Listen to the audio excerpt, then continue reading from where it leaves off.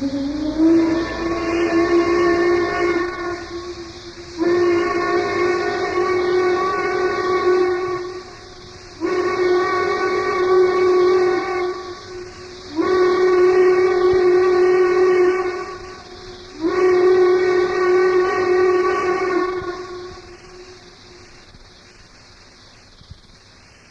spread of the Lyceum parallels the growth of the turnpikes, which made coach travel possible between major commercial centers, replacing the single man on horseback. The sailboat, plying the water of New England, linking it with the world, Europe, South America, Africa, and eventually China, was slowly replaced by the steamer. Eventually, the railroad replaced the man on horseback, the stagecoach, and the steamboat in some instances, for it became cheaper and faster to go between 2 points by land via the railroad.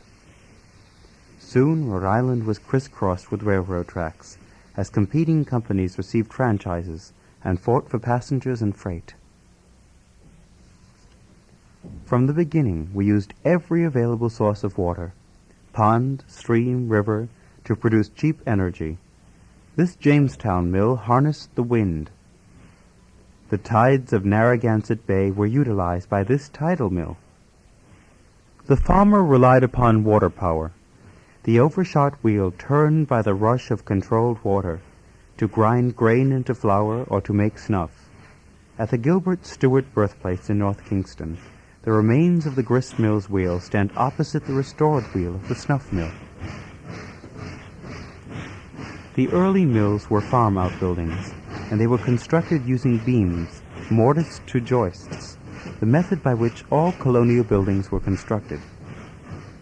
They were built along the banks of the streams, wherever water could be dammed. Often clusters of them lined the banks.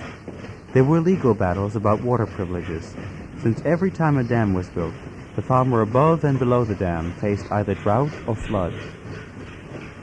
Fish runs were often destroyed by the damming of streams. It was a wise man who built his dam and constructed his mill, and managed to survive the competition and the pressures of his neighbor for the same source of water power. Some mills were built of native stone or granite quarried nearby. The brick mill came later, when machine-made brick became available. This is the Wanskuck Mill of 1864. The social structure of the mill village can only be suggested here through contrast of the housing built for workers, for artisans and managers, and for the mill owner. Rhode Island was not exclusively a textile state, although existing villages suggest otherwise. Heavy machinery, silver and jewelry working were industries of importance from the beginning. The mill owner adopted a method of employing the whole family, the so-called Rhode Island system, and housing his employees around the mill, feeding and clothing them through a company store, providing further education through workmen's institutes and Sunday schools. Wanskuck had a building across from the mill set aside for the workers' use. The mill owners of Slatersville, which always relied on water power, implanted the entire system onto an isolated rural community. The mill, the workers' houses, the owner's mansion, a commercial block, a common, a church. Traces of such complete designing of the village can still be found in Peaceville with the mill, commercial block and library across from each other, and the owner's house hidden above the library behind heavy plantings. Each village was unique, but each shared common traits. The workers' houses were clustered near the mill, surrounded by agricultural land, some of which was set aside for the worker and his family. The sound of the mill bell called both the mill owner and the worker. The mill owner from his mansion higher up the hill, built in Greek Revival or embellished Victorian style. Most housing, whether for the owner or the worker, was built of wood. The worker's house a simpler version of the owner's Greek Revival. Only occasionally was there row housing of brick to match the mill. In Wanskuck there is such a mixture of brick and wood. Steam power came early to Rhode Island.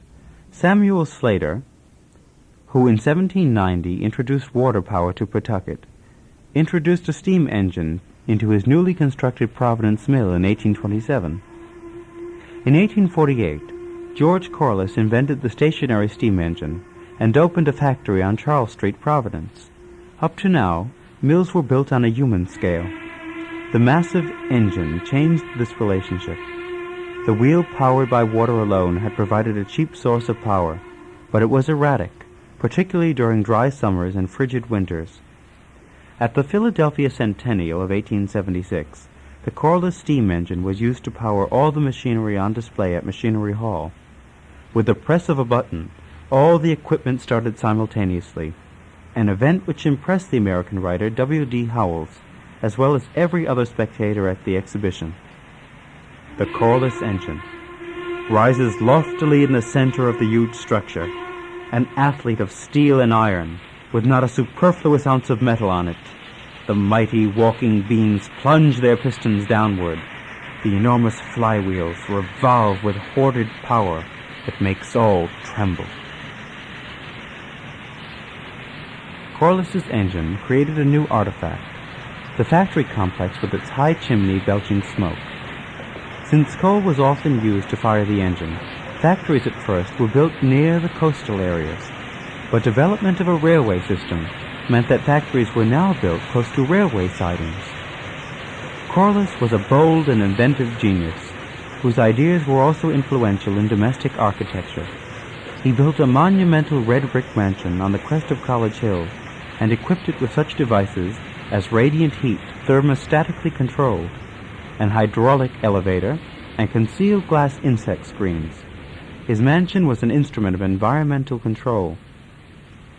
With the development of the steam locomotive, gleaming iron rails appeared, first one track, then two tracks, and then four tracks, pushing up into infinity where they did or did not meet. Emily Dickinson was delighted.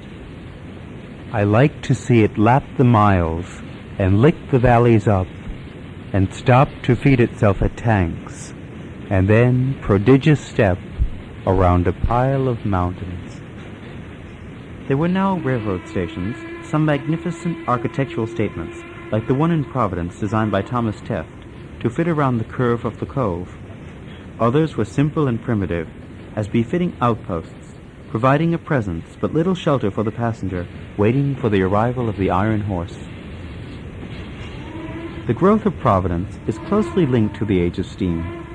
Providence was able to shift easily from a mercantile and shipping village surrounded by water and agricultural land to a commercial center. The tidal river was lined on both sides with warehouses. The ships continued to arrive with raw material and depart with finished products. The city expanded across the river to the west and curled around the cove and up the banks of the Woonasquatucket and the Mosasauk. The Blackstone Canal connected it with the factories further north. The filling in of the cove is the best example of how the pressures of growth undermined the setting aside of parkland for the use of the residents and replaced it with commercial expediency. When Thomas Teft's railroad station opened in 1848, travelers disembarked and took a ferry to India Point to pick up a connecting train. By 1898, it was possible to go straight through Providence. The cove had disappeared, and a new railroad station had covered part of it. The iron horse could not be stopped, as farmers trying to protect their land discovered. A popular song of the day reveals this frustration. "There's that big black abomination, that big locomotive there. Its smoke tail like a pirate flag, a-waving through the air. And I must set 12 times a day and never raise my arm and see that great black monster go a-snorting through the farm." Sometimes, because of local opposition or political expediency, villages were bypassed. The Kingston station was built at West Kingston. Wickford Junction was 3 miles away from Wickford. Both of these stations were important links eventually in the development of Narragansett and Newport as summer resorts. The development of the summer resort for the serious vacationer or the day tripper changed many shore areas once isolated and rural. The accommodations for passengers had become increasingly luxurious on both steamboats and railroads, so that it was possible to travel comfortably, combining the two modes of travel. In the 1870s and 1880s, Kingston was linked to Narragansett by the Narragansett Pier Railroad and Wickford Junction to Newport. Wealthy New Yorkers could send their servants, polo ponies, baggage, family, as well as themselves on their own Pullman cars straight through from New York, arriving either in Narragansett or Newport. In the 1880s, there were 5 round trips a day between Newport and Wickford. Passengers boarding in New York changed only once at Wickford Landing. The cars were taken off the main line train at the junction and hauled into the landing. The shuttle train was also used by commuters from Steamboat Avenue, Wickford, to the junction on the way to Providence or to New York. From Kingston, passengers for Narragansett could shuttle onto the Narragansett Pier Railroad. The growth of Narragansett from a sleepy village on the bay to a popular summer resort is as much due to the age of steam as any other reason. To accommodate the crowds, new hotels were built and the Narragansett Casino designed by Sanford White. Newport, linked to New York through Wickford Junction, also underwent an incredible transformation as it became a popular place in which to show off a mansion, whether in the style of a castle or a chateau. For the ordinary Rhode Islander, pleasures were available in one-day excursions to places like Rocky Point, Fields Point, Oakland Beach. Rocky Point had become a popular resort when steamboat captains, idle between long journeys, ferried passengers to easily accessible nearby harbors. The emphasis here was on the family. Picnicking, bathing, promenading, children were welcome, and the whole family could have a good time. The symbol of industrial growth was the massive chimney spewing smoke on the landscape, and Rhode Island certainly contributed its share to the pollution of the water, the land, and the air. But even at its worst, it could not reproduce the hellish fires of Coalbrookdale in the black country of England. Approached from the water, Providence smokestacks provided the contrast between the bucolic and the industrial, details which aid the artist in organizing his picture. Emerson, who used the new modes of transportation as he traveled the Lyceum circuit, expressed it aptly. By means of steam, man darts through the country from town to town, like an eagle or a swallow through the air. On the farm, steam brought new machines to ease the laborers' toils. We see the contrast here between an early 19th century horse wheel used to drive 60-gallon butter churns with a threshing machine of 1860 and the steam plow of 1849.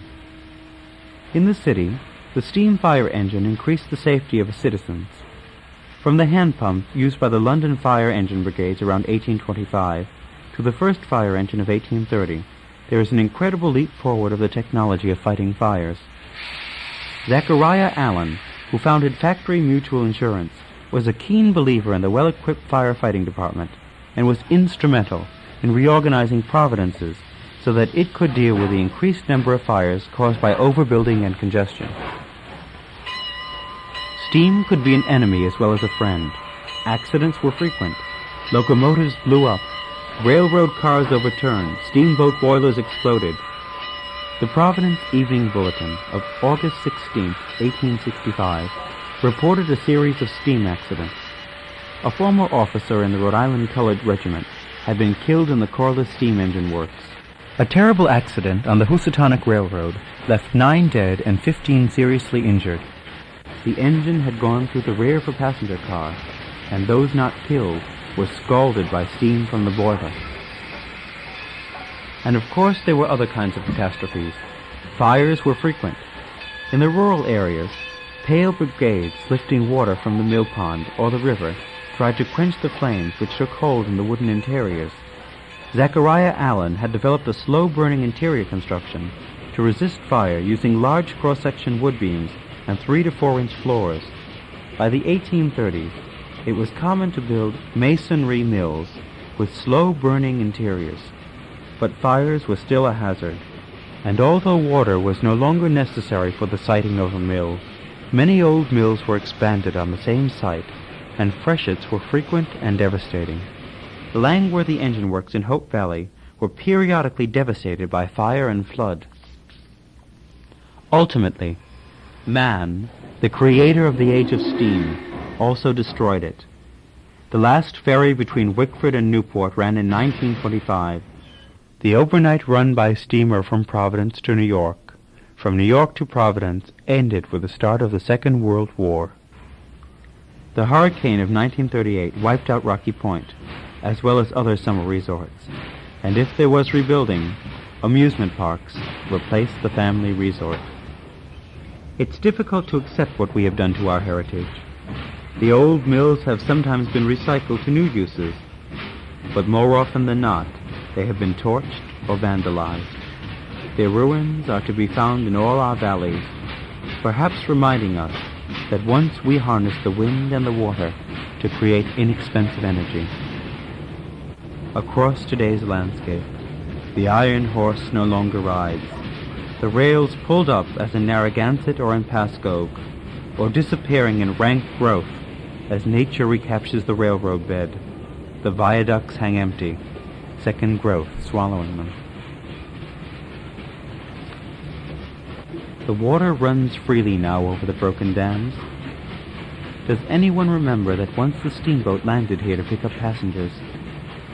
Where have the workers gone who lived in these houses, worked this garden? Down the road, across from the ruins of the mill, new housing developments sprout, the end products of a new age of concrete and the gas-fired engine.